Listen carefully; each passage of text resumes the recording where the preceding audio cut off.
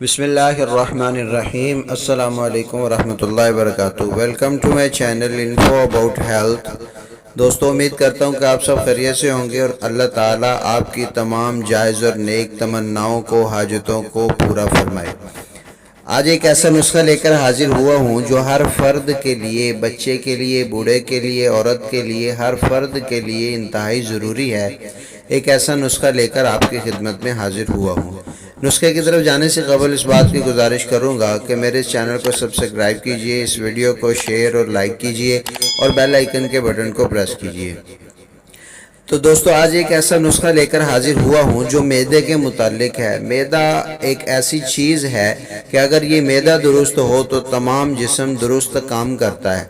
अगर मैदा दुरुस्त ना हो तो तमाम जिस्म दुरुस्त काम नहीं करता, बल्कि तरह तरह की खराबियाँ पैदा हो जाती हैं।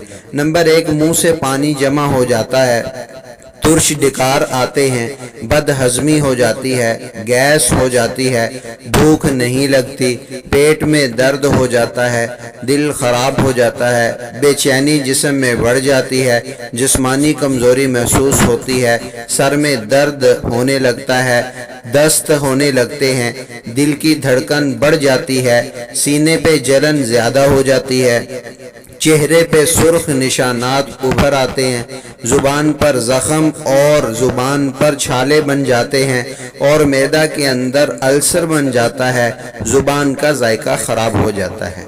इन तमाम बीमारियों की वजूहात ये हैं और सबब ये हैं कि बेवक्त खाना खाना, देर से हज़म होने वाली चीज़ों के ऊपर से ठंडा पानी पी लेना, इंतहाई गम या खुशी की हालत में खाना खाना, बासी खाना खाना, कच्ची चीज़ें खाकर मुसलसल मसाला जात वाली चीज़ें खाना, ये तमाम वो चीज़ें हैं कि जिनकी वजह से मैदा ख़राब हो जाता है।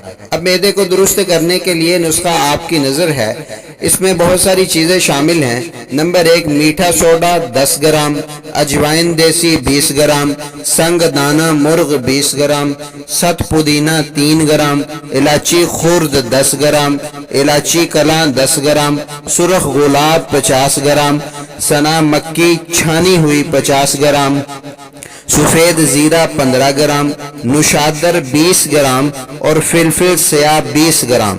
इन तमाम अज्जा को आपने अच्छी तरह साफ़ कर लेना है और फिर साफ़ करने के बाद इसके बनाने का तरीका ये है कि इन तमाम अज्जा को साफ़ करने के बाद पीस लें और फिर पीस कर इनको महफूज कर लें। अब खुराक इसकी सुबह दोपहर शाम 3 वक्त इसको पानी के साथ खाना खाने के आधा घंटे के बाद इस्तेमाल करें। आज के लिए ये इतना काफ़ी है। आइंदा एक नई वीडियो के साथ हाजिर होऊंगा। इजाज़त दीजिए और आखिर में फिर गुजारिश करता हूँ कि मेरे चैनल को सब्सक्राइब कीजिए और इस वीडियो को लाइक और शेयर कीजिए और बेल आइकन के बटन को प्रेस कीजिए। अल्लाह हाफिज़।